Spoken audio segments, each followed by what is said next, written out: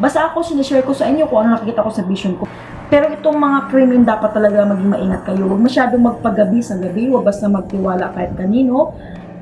Kasi yung rape pa naman, mostly ang napalabas sa balita. Kung hindi ka kasintahan, yung mga kakilala nila, yung kapamilya pa ang gumagawa.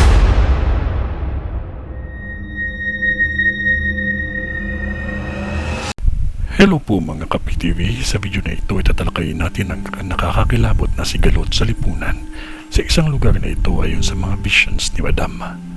Pero kung ikaw hindi pa nakasubscribe sa aking channel, baka naman.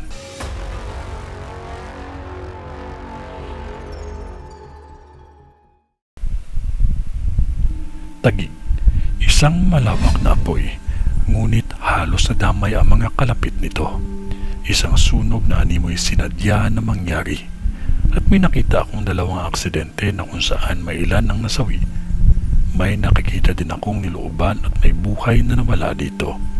Sa pagsapit ng tag-ulan, mga taga-Taguig, maging maingat dahil may nasawi na natamaan ng kidlat. Tundo.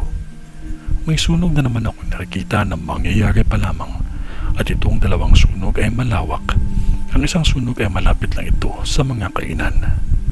Kailangan nyo tingnan ang mga poste dahil dalawang poste ang nakikita ko na babagsak kung ito ay hindi agad maagapan.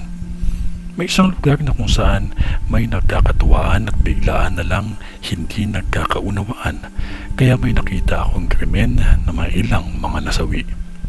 Huwag pairalin ang init ng ulo. Ugaliin maging mahinahon upang maiwasan ang pangyayaring ito na magdudulot ng sigalot sa lipunan. Pandakan, maging maingat dahil tatlong sunog na mangyayari pa lamang na halos magkakasunod-sunod. Ang isang sunog hindi ito kalayuan sa bilihan ng lutong manok at gas station. At ang isang sunog halos tapat lang sa kalsada at hindi malayo sa bakery. Ang isa ay hindi din kalayuan sa lugar na kung saan may nakaparadang mga truck. May dalawang aksidente akong nakikita din at ang isang aksidente ay sa grupo ito. Isang grupo ang biktima. Magmaingat lamang ang lahat. Santa Mesa. Mauulit-ulit ang sunog na mangyayari pa lamang. Halos linggo lang ang pagitan ng sunog. Ang isa, hindi ito kalayuan sa mall at ang isa, malapit lang ito sa vet clinic.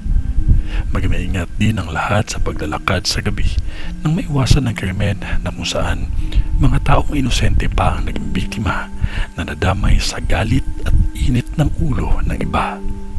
Magmaingat at huwag basta magtiwala kahit kanino at huwag tayong makalimot ang manalangin lamang sa Diyos Ama. Sa ngalan ng Diyos Ama, ng Diyos Anak at ng Diyos Espiritu Santo. Amen.